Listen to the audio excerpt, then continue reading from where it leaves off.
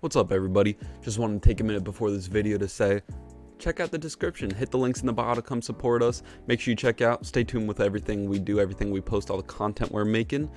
Now let's get into it. What's up, everybody? We back on this fabulous Monday to get into some UFC recap. We got 299 just happened. We got NFL free agency starting, one of the most exciting periods for sure. And we're covering it all. We're covering it all. We are covering it all. Damn, my voice almost just came out. It was from screaming so much. Watching Poirier jump 15 fucking For guillotines. I don't know what the fuck that was, but Hey, All good right, old boy. that was its own thing. We'll get to that. Let's start off with some UFC 299 recap. All right. Start from the main card. Yep, that we'll Peter go. Yan. Peter Yan, Song Yadong. What'd you think about it? Let's hear it. Peter Yan surprised me. I actually thought he was going to be a lot slower, kind of older, but he put on a performance. I picked Peter Yan, but I had doubt about it. I did have doubt about it. Yeah, he definitely. See, he didn't look. I think. I don't think age showed, but I think from the last couple fights, losing showed. I think that first round he came out kind of gun shy. Yeah. He built. Takedowns were kind of an issue. He was biting on feints heavy. You could tell he was a little gun shy and nervous about. I think he just really was fearful of losing again. So I think that first round he almost took off, and then he came on strong towards the end. I was worried. I was worried, but I never felt like concerned of him getting knocked out or anything. It just felt like after that first round, like, all right, is he gonna open up? Is he gonna, because we saw him have success with the hands in the first round, just like he didn't keep going to it. So. But he eventually he came through. He looked good. The boxing looked good as the second, especially in the second round. Third round, he definitely just kind of took that as once he got him down, he's just gonna lay on him. But his boxing looked good. It looked like old Peter Yan, at least for spurts. It wasn't like a dominant fight. It wasn't. I wouldn't call it vintage, but he looked good. I wouldn't say he looked bad by any means. On to the next. Gilbert Burns versus Jack Della. It was scary. I was scary.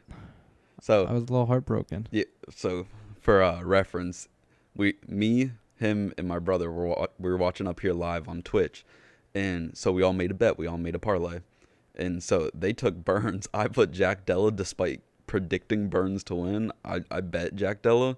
So it was like this shit fest through the Peter Yan fight into that fight. We were like, oh shit. And then the first round completely looked like I was going to lose my money. Jack Della was not looking good. I was like, well, fuck. So we were all shitting ourselves. But all right, keep going with your reaction to it. No, I think if it would have gone to decision, if that knockout or TKO didn't happen, Gilbert Burns would have had it.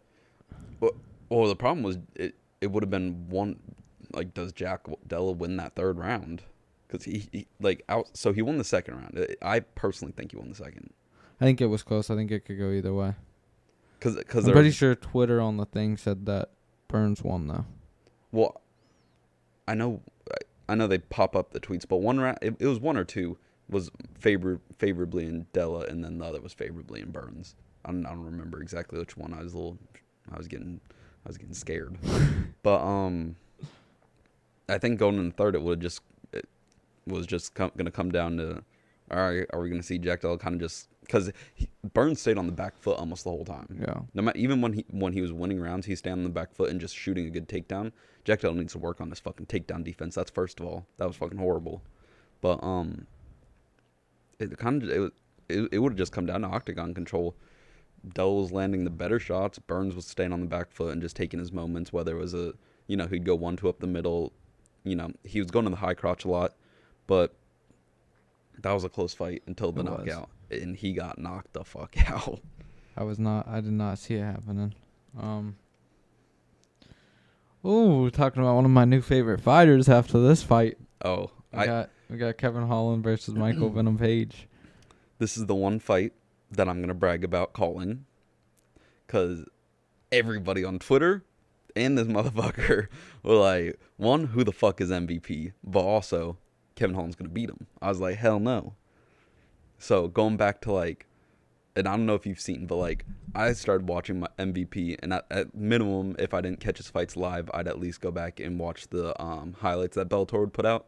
But ever since he sparked the fuck out of Cyborg Santos and put his fucking and caved his skull in, literally fractured his face, I love that man. And then he threw a fucking pokeball at him. Motherfucker literally threw a pokeball at him. How do you fight him? You don't. You just How? You just hope. The only person that ever beat him was Diego Lima, and he literally beat him off of like, I don't want to say luck.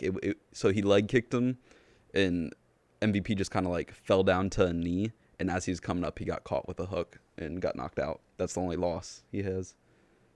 The way he fucking bounced around with his hands down, I was like, oh god. That's what I thought immediately. I was like, Kevin Holland's long. I'm a little afraid that MVP's gonna get caught on the end of one of these and sparked. He didn't. He fucking karate his way in there and was just launching. Dude's so fast. That was my takeaway. Is even watching him Bellator, he didn't seem that fast. Yeah, Kevin Holland just. He got frustrated. Yeah. Towards that third round, like at the end, he was getting pissed off that he just couldn't find him.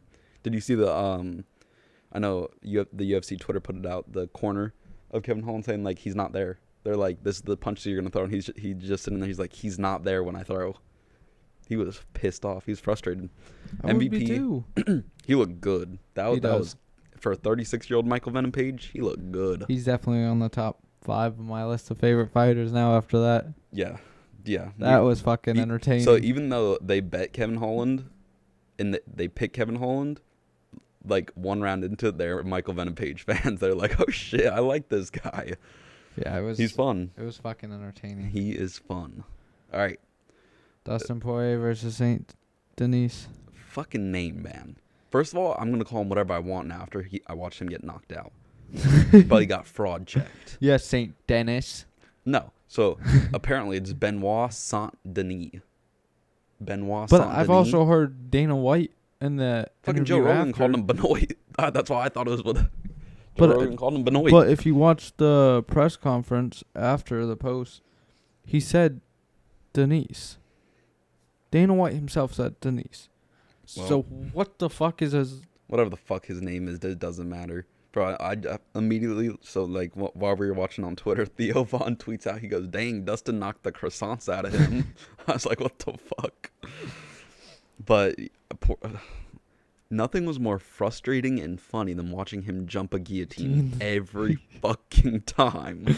It had to, I want to go back in our clips and watch how many times. Minimum like, what 6. the fuck like, are you truly, doing? minimum 6. I'm not even exaggerating. Like, it was a minimum of 6 times. He wrapped his hands around and just jumped. It the had guillotine, to be over that. and then he just fell out every time. It had to be over that. That's why I said minimum. A couple times we thought he had him though. The first one, and then when he first hurt him, I thought both of those were good. It wasn't, but jeez, Dustin, he fucking knocked him out cold though. Yeah, he knocked him out cold. He hit him with that one shot, wobbled him, put him to sleep. Hey, I love Dustin. it was not looking good for him. That first round, he got his ass beat. Yeah. He got his ass beat. On the feet, he was winning every time, but it's like that pace of the first round was fucking exhausting. And every time I was just like, this dude, to me, that fight didn't even start till the second round because Dustin didn't get to fucking pull his shorts up. Nope. So We were waiting for it. If in you my watched, book, it was 0-0. if you watched this live on Twitch, you heard us say, "Pull your shorts up, pull your We were shorts just up." waiting because Dustin doesn't start fighting until the shorts come up. Once the shorts come up, you better yeah. fucking run. Oh, yeah. You better run. I want to talk about O'Malley's fight. Yeah, that's I'm an O'Malley fan, but you're a bigger O'Malley fan, so you go ahead and. How the fuck did that knee not drop him? How? O'Malley said he felt his Face break. his face break on that chin, and you could hear it.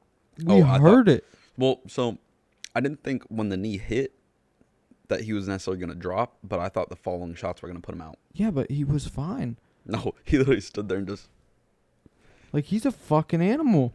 But then even other shots that he landed a very clean head kick to the temple, snapped the head back, nothing. He landed like what was 150 significant strikes, nothing.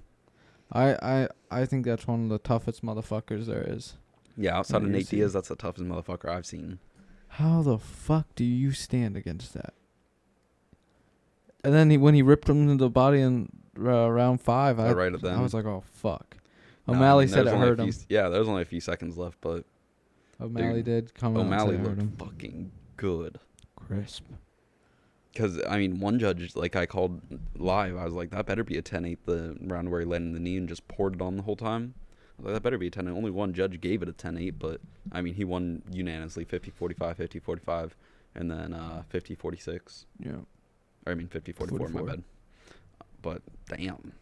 But it I was, mean, hey, he can take that O now. He always Yeah. does his... so he he said in earned the it. ring, he said, now everyone can agree I'm undefeated. He earned it.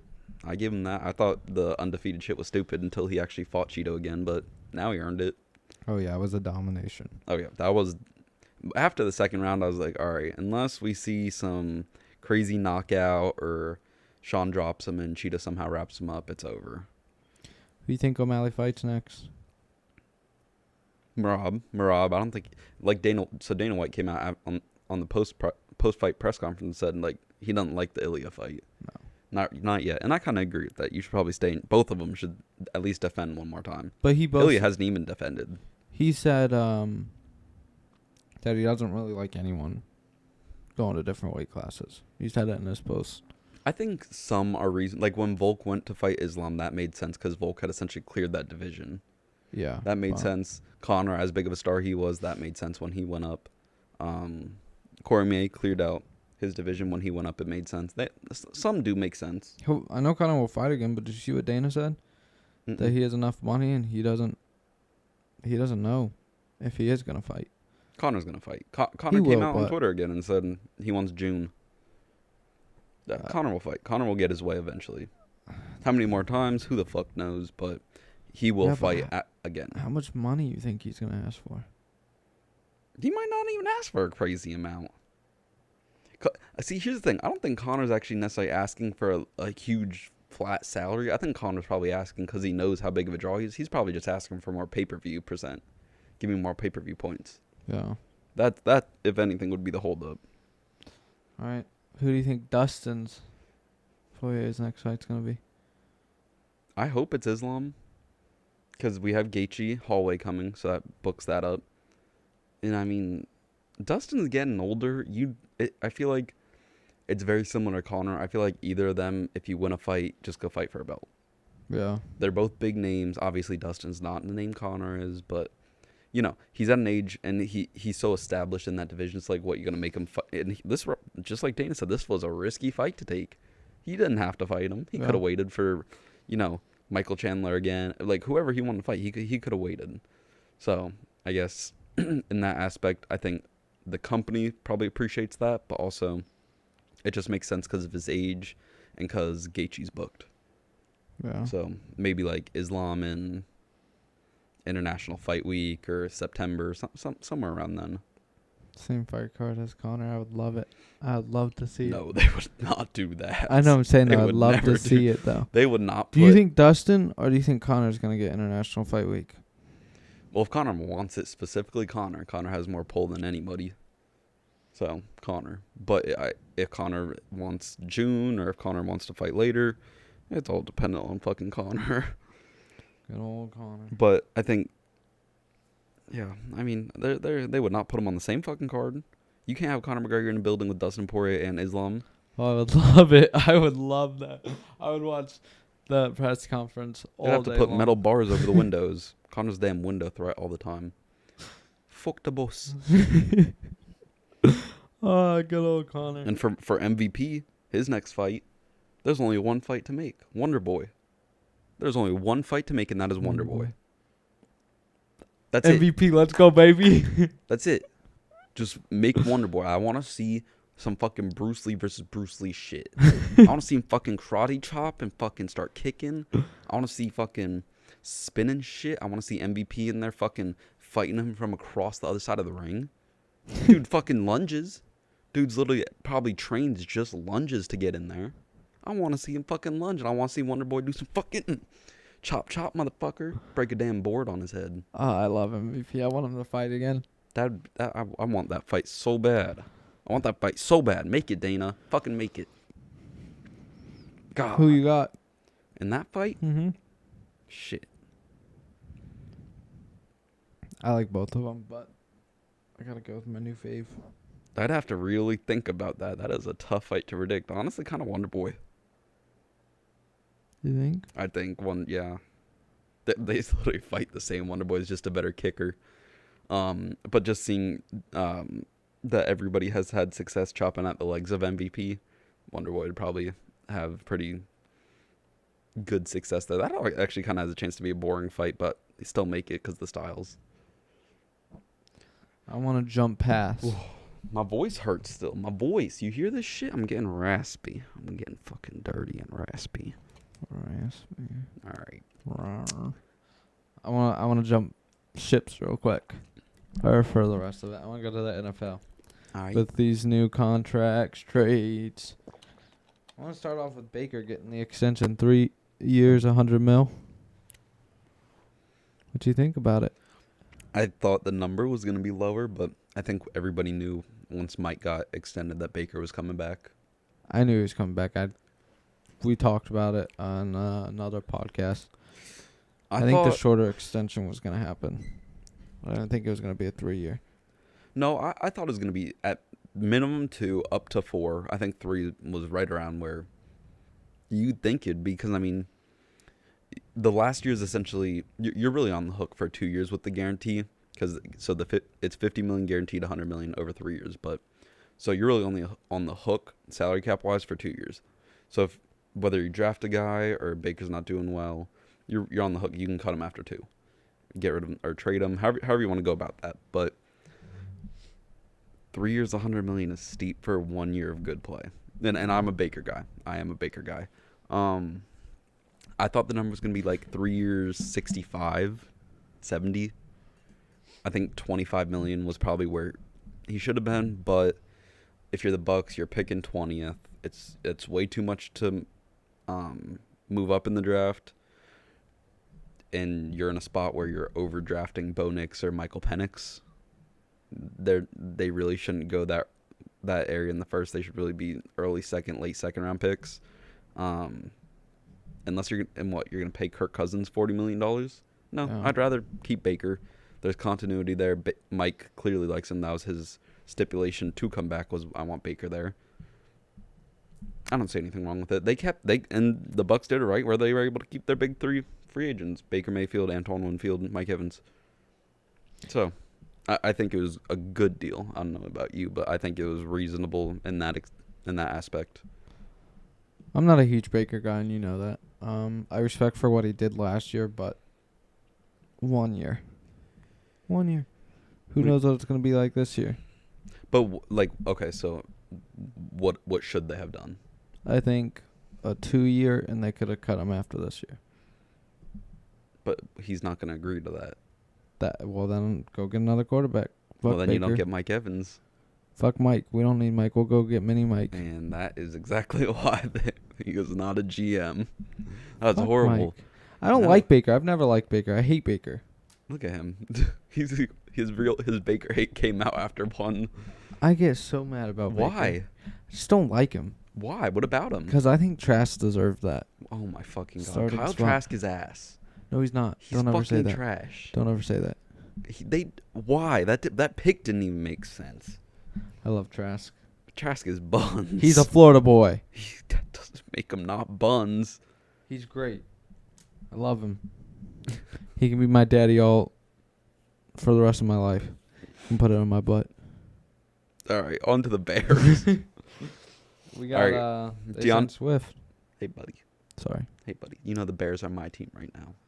I'm riding high on these Chicago Bears, especially after these free agent moves. Let's get into them.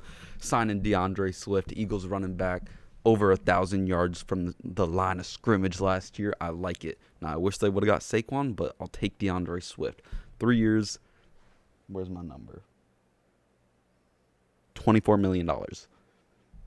3 years, $24 million. I'll take it. I think it was a good. Expensive. I think it was a good pickup. I still don't think they're going to be shit 'cause Caleb Williams is going to be straight dog shit. Yeah, he's better than fucking Kyle Trask. All right, so My real quarterback's Joey B, though. He ain't better than Joey B. he might be better than Joey B. He's not going to be. Maybe not next year, but give him 2 years. Anyway, stay on topic. Sorry. Genuinely, DeAndre Swift's a good back. Yes. I didn't like how much they paid him, but I'm assuming because they had interest in Saquon Barkley. This makes me wonder how much fucking Saquon wants. They paid essentially $8 million a year. Granted, you can cut him after 2. It's very similar to the Baker deal in that aspect. Most of the guaranteed money is pushed up front, but that's a lot. That's a lot for a running back. $8 million in this market. I'll say in this market, it's a lot. I think Barkley's probably gonna ask 11, 12 at this point. That's what I'm saying. His must be around 10 to 12. But I mean, So I'd take DeAndre Swift for $2 million less than Saquon Barkley because Saquon a little more injury risk. I like DeAndre Swift out of the backfield a bit better, but obviously Saquon is like a breakaway pure runner. I'll take Saquon, but it's a good pickup. It'll help Caleb, assuming they pick Caleb. You want a good running back and a good check down back, so it's good in that regard. And then Bears news, staying on that. Former Titans and Eagles safety Kevin Byard signing 2 years with them. I think it helps. You have Jalen Johnson on one corner. Their other corner's shirt up also, so it looks like they're going to have a good back end. And then you put Montez Sweat up there, that defense. And while I don't like defensive coaches, I'd prefer you hire an offensive guy, especially bringing Caleb in. He's a good defensive coach. That defense with not nearly the level of talent they're going to have coming into the year, they're good. By the end of the year, they're really a top 8 unit, I'd say. Hey, the Bears are looking good. Bears are looking good. They are looking good. If Caleb pans out, they're looking good. They're looking good. I know you don't want to believe it, but what happens if Caleb isn't who you think he is? That's not on the slate today, buddy. I'm just saying. Okay, and what happens if Joe Burrow fucking blows another fucking kneecap? It's going to happen. It's gonna happen. He's so injury prone. He is, sadly. It's sad. I wish Joe Burrow stayed healthy. He'll be healthy this year, I think. I hope. We'll go up and down. He'll be good this year. Next year, he'll fucking break his neck or something. What do you think about Russell Wilson going to the Steelers for a year? Russ to the Steelers is the smart, dumb thing I've seen. It's smart. It's like you got him for $1 million and he's a veteran and you've been just okay. You've won 8 games, 9 games every year, whatever the fuck. So, I mean, it's good in that sense. It's smart. You're not paying the guy. It's dumb because Russell Wilson's fucking weird. He's fucking weird. Russell Wilson, what? Steelers country, let's steal? What the fuck? He's a weird guy. He has his own office. Guy thinks he's a celebrity even though he's completely washed. He's just an odd dude. You know, people have to call his manager just to call him. I don't know. What's he going to do? Fucking tell fucking Mike Tomlin, get a hold of my manager. He's going to look at TJ Watt after TJ Watt probably beat his ass before and sacked him. You know, look at TJ Watt and say some weird shit to him. George Pickens is a fucking nightmare already. I wonder how He's that gonna look locker at fucking room's gonna George be. Pickens and be like, "Let's steal, bro. Steelers country. Let's steal." No, it's stupid. I want to see their locker room. I want to see how it pans out. God, I think everyone's gonna hate him. yeah. Like they have a decent surrounding cast. Kenny Pickett's clearly not it, but fuck. I guess some team had to have him, but if I was Mike Tomlin, I would not have signed off on that. I would not have signed off on that. Sean Payton's probably laughing at him. Whatever. They're coming in last place. You want Russell Wilson to beat Lamar Jackson, Joe Burrow, and Massage Watson? No. Yeah. I mean, the Steelers got to do what they got to do, I guess. They're going to do what they got to do. But Jesus Christ. What a weird fucking guy. What a weird guy. Oh, they should put cameras in that locker room. He's such a weird fucking guy. All right, let's go back to the running back market I was talking about. I'm gonna progress through fucking Russell Wilson being weird. All right, I got some names for you. Tell me where you think they go. All right, Saquon Barkley. Where I hope or where he's gonna go. Actually, like where you think he goes. I know you want him on the Bengals. I think he goes to the Chargers, unfortunately. You just take. This No, I motherfucker didn't. looked at my notes. No, I Alright. didn't. Why?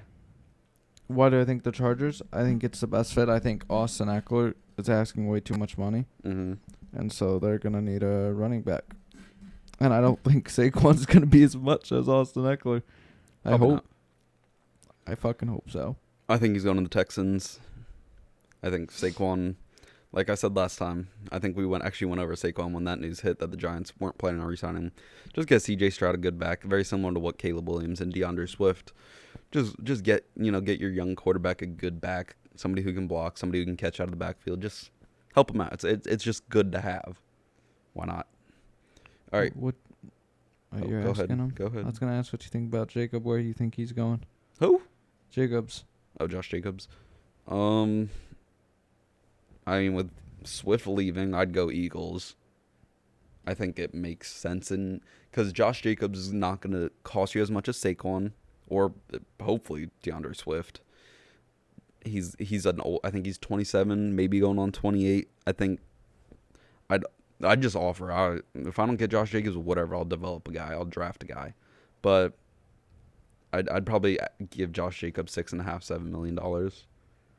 Give him a 3-year deal, maybe. I'd probably guarantee most of it. I'd give him $7 million a year. Probably guarantee 17 million, 18 million of it. That's where my money would be. What do you think of King Henry, Derrick Henry, his old ass? I think there's a couple options for him. Back to Josh Jacobs, because you asked me. I think he's going to the Ravens. But Derrick Henry, I think you get him going to the Cowboys. I actually did research about that when we were sitting here. I didn't just copy you. Motherfucker. I can show you on my phone if you want to see I did research. This motherfucker. I have it written. All right, go. I did research. Just go, you damn thief. Fucking steal, buddy. You and Russell Wilson. All right, Derrick Henry's going to the fucking Bengals. Even though he's not, there's no chance. I'm just going to change it because, Kyle's being a little bitch. Steal. We're going to the Bengals. Not everybody. The Bengals can't We're sign taking everybody. them all. We're getting rid of everyone on our fucking team except Joe Burrow, Jesus. Jamar Chase. We're picking up Henry. Fucking breaking news tomorrow. Joe Burrow trades his left ACL for Derrick Henry. Hey, I said Cowboys. You want me to change it? That's the logical one, Cowboys. No, stick with what you're going. Why should the Cowboys sign him? I think in ways he can be like Zeke when Zeke did work for a bit. Zeke worked. Zeke worked, but they're different. I think he can be like Zeke in the backfield in ways. What way? Rushing wise, down the center, I think he can get some. In that sense. I'm just saying, Derrick Henry's more of a run you fucking over guy. Zeke would jump cut you. Yeah, but run right down the middle like they used to do with Zeke sometimes. Zeke ran a couple motherfuckers over. You see him play center? He wasn't running nobody over playing Not center. not center, not center, but I don't know what that play was. hey, they got some plays up their sleeves. They do. They do. I think Derrick Henry can be a good red zone threat that they could use. I see. So Tony Pollard, as long as they retain Pollard and then add Henry, it'll be fine, because that'll essentially bring back the Zeke Pollard combo, which did work. The knock on Derrick Henry is that I get he's trying to add it, but he's bigger, slower, doesn't really have any. He has no bag, as the kids would say. Dude just runs straight, and that's about it. That's all he's got, and he can't really pass catch that well. But I guess for what the Cowboys would need, I'd say Cowboys or I'd go Ravens, like you were saying. One of those two teams really could use a Derrick Henry. Yeah. Just kind of change up, just power run, especially with J.K. Dobbins. His ass is fucking. He's never. Where is he? Him and Joe Burrow have the same fucking pediatrician. They both drank some defective leave Joey milk. alone, motherfucker. Leave him alone. All right, let's actually talk about your Bengals. Oh God, yes, T. Higgins. They can't have everybody. They cannot have everybody. T. Higgins is out of there. Looks like for sure. He requested a trade, but they were gonna trade him either way. I think, in my opinion. Yeah, but I mean, I guess there's still some lingering hope that a deal could get done when they tagged him. Now that looks like it's all gone. Who do you think they replaced T. Higgins with? Draft a guy. That's what I'd do. I'd probably use my second round pick. And you figure they're gonna get a. They're, here's the thing: if they're trading T Higgins, they're either moving their first and T Higgins for an earlier first, or they're gonna move T Higgins for like a second and third, or like a second and fourth, whatever T Higgins gets valued at, late first. Where do you think he goes? Shit, I kind of like him. I know the Bengals might not want to do business with the Chiefs, and I'd get not wanting to send T Higgins there. That makes sense. And the Chiefs could literally just give them their first rounder, which is the last pick of the first round. And there you go. Now you have a star wide receiver for Patrick Mahomes. That makes sense. I think the Texans make sense. Get C.J. Stroud a number one. Granted, he has Nico Collins. He's more of a very good number two rather than true number one. There's a few teams, the Panthers, that make sense. Bryce Young needs fucking help. And more milk. Bryce Young needs to fucking grow. But I think those three teams would be the target teams, I'd call them. Yeah, but I don't think he's going to the Chiefs. I think it would be stupid of Bengals on ways to be like, oh, here's T. Higgins. Listen, I'm just saying. What? I have a proposal. The fucking Bengals? No. What? No, he's not going to the Bears. That's not what I was going to say, but actually that makes a lot of sense. They have a lot of cap space. They can afford them. I like that. No. This is a crazy proposal. Sign and trade T. Higgins to the Miami Dolphins. T. Higgins is a younger guy. Caps would match up. The Bengals would probably have to do some work to alleviate the cap. Tyreek Hill to the Bengals for a year or two. Holy fuck.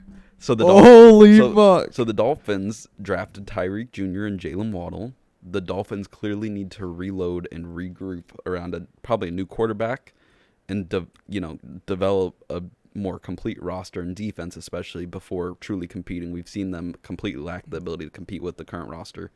So make the cap work. The Dolphins probably want to move off Tyreek Hill soon. Nobody wants to move off Tyreek, the player, but the contract. Bengals are kind of in some win now mode with, the way they're trying to play and sign. So, shit. Give me Jamar Chase and fucking Tyreek Hill. That's so unlikely to happen. But if it did, that'd be hilarious and amazing to watch. It's not going to happen, but that's where I went for Bengal boy. I thought you were going to the Bears. That it makes sense with their cap. That's possible. I'd lean Texans over likelihood, I guess. But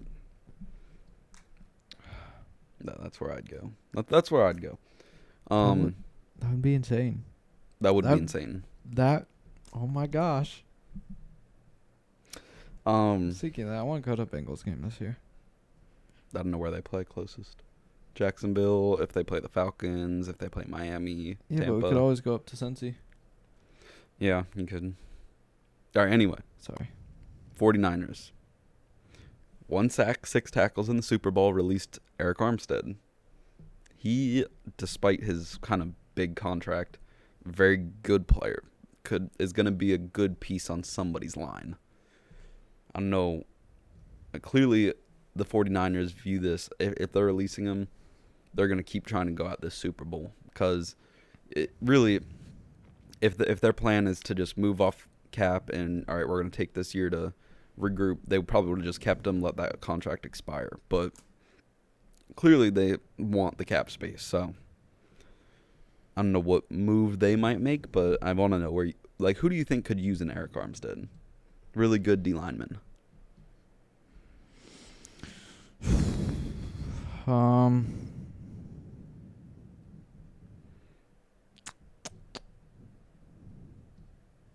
We need help on defense.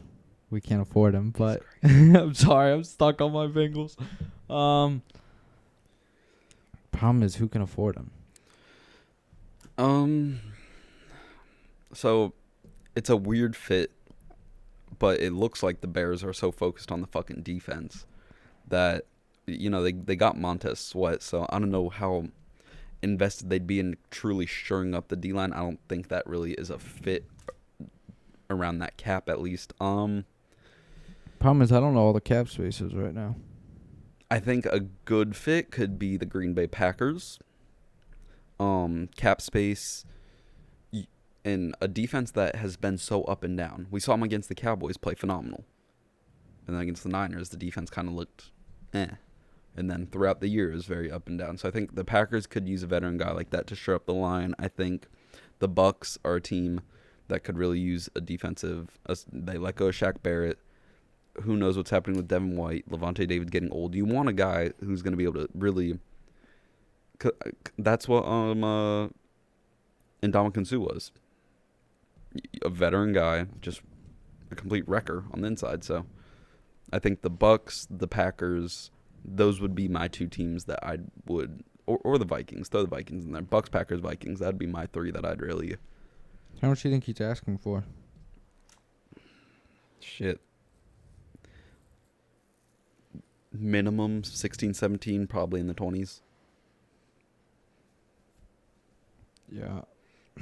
I don't really know what. I'd assume that he's not ring chasing.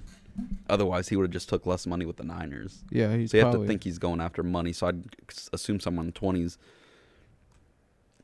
If I'm in the NFL, I'm ring chasing. It depends. I have to be making enough money. Yeah, but I'm sure he would be making enough money. Yeah, so I'd probably ring chase. If I were him, I would just take less money and stay on the Niners. But if they truly do not want you, which I'm sure is not the case, but if that were the case, then I'm probably signing. You know, the Chiefs just brought back Chris Jones. You're not going to go there. I'd probably sign with the Bengals. I'd sign with the Bengals, the Dolphins. There's not a whole lot of. You could sign with the Cowboys or Eagles with Fletcher Cox retiring. There's teams you could sign for. There's teams he can go on that he will help their chance at a ring and make that at least at minimum division favorite. All those teams should be. Yeah. So he has options. One team I really like him on that can't get him because of their cap is the Chargers. Chargers need help there. They need to help Joey Bosa out. Yeah. I don't know if they plan on keeping Khalil Mack. I don't think so, but. You're just going to wait on more to come out. Oh, yeah. Busy week. All right, speaking of busy week, we got some trades. We're going to start with our one from a few days back that we didn't cover because we were covering UFC fights, and then the weekend came. But Jerry Jeudy traded from the Denver Broncos, goes for a 5th and 6th rounder. Who did he go to? Who did he go to? God damn it. I don't know who he went to. Look it up. You're a look-up guy. I forgot.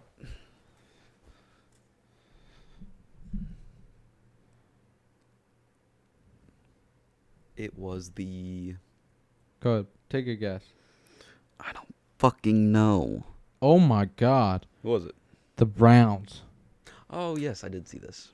I think that's actually a good trade for the Browns. I like it. I don't like Jerry Jeudy in general, so I think no matter who got him was whatever. He'll help. Does Massage Watson get better? That's what it depends on. Yeah. Because, I mean, you already have Amari Cooper. He's behind Amari Cooper no matter what. You got Elijah Moore on that team, David Njoku. So you don't have a whole lot of ball to spread around because you have to remember they're a run-centric team. Yeah. So, how effective is Jerry Jeudy? He's okay. He'll get 600 yards or whatever, maybe. Yeah. But he ain't going to be no star receiver. If he wanted to be a star, it would have been on the Broncos. When they signed Russ and Cortland Sutton was considered your number 2 option or just a red zone threat. So, he'll be okay. He'll be helpful, but he's also kind of a locker room hazard, we'll call him. Yeah. I mean, I like him on the Browns. I think it's a good... Actually, I don't like him on the Browns. Fuck the Browns. Fuck Cleveland, Ohio. Do we have a quarterback controversy brewing in Jacksonville? Oh, my gosh. No. No. Funny. I love He'll Mac be Jones. sitting on the bench, living his best life. Mac Jones is so funny. You know who really should have traded for him dead ass? The fucking 49ers. Kyle Shanahan likes those type of guys. Just distribute the ball around the line of scrimmage. For a 6th-round pick, I would have fucking done that. Brock Purdy could get hurt. He's a smaller guy. Yeah. I would have fucking done that. I think that's a better fit than fucking behind Trevor Lawrence, who's... He's just going to be sitting the whole fucking year. Yeah. It's kind of funny, though. It is. But why? Clearly the Patriots don't... Here, this was the bigger story. for me, who gives a fuck about Mac Jones? Honestly, he's a backup. Obviously, no. Yes. Trevor Lawrence is clearly better than him. We're not going to even talk about is there actually a quarterback controversy. The bigger thing was there's talk of, okay, well, the Patriots are picking third. They're getting the third quarterback. We're not going to say the third best. We're just going to say the third choice. Other teams wanted Caleb Drake May, fucking Jaden Daniels, however you want to fucking frame that group of three that are at the top. So there was talk like, okay, well, maybe, they take Caleb, Jaden, and they don't really love Drake May. Are they going to draft Marvin Harrison Jr. right there, and they're just going to ride with Mac Jones for a little bit? Not now. So now we get clarification. It's more clarification for our mock drafts that we do. Now we know Patriots definitely taking a quarterback. Kind of helps with that. So I think that was the bigger thing for me, that it kind of guaranteed the direction the Patriots were heading. Yeah. I just can't believe you went to fucking Jacksonville. It's an odd spot. It is an odd spot. I see. He could have went to Atlanta because clearly the Justin Fields, all the grand Atlanta looks like they're going to sign Kirk, but Atlanta was a spot that I thought he might get traded to. Like I said, the Niners, I kind of like that fit. Even the Cardinals. The Cardinals were slept on. Kyler Murray's a little injury prone. Yeah. Why not just get a backup for a 7th round pick or whatever? But yeah, so that's going to wrap up today. You got anything else? Nope. Just make sure y'all follow all of our socials. Join us live on Twitch for UFC fights. Oh, all the More fights. We got reaction that Mike stuff. Tyson shit coming up. But yeah, make sure y'all stay tuned. Check us out. We streaming almost every day. I don't know what y'all are into. If you like some video games and some shit talking, check us out live. Check out the socials. You can see all the short clips we make. Make sure you stay tuned, especially this week. Free agency. We got the new league year starting Thursday, I believe. We're gonna have updates. We're gonna be coming at you all throughout the day. Really, we're gonna have YouTube videos popping up, shorts, whatever it is, giving you updates, reactions. Whatever y'all need throughout the week. Podcast coming every day, Monday through Friday. We appreciate y'all watching. We'll catch you tomorrow. I hope you enjoyed that video. We appreciate you watching. Thank you for the continued support to everybody.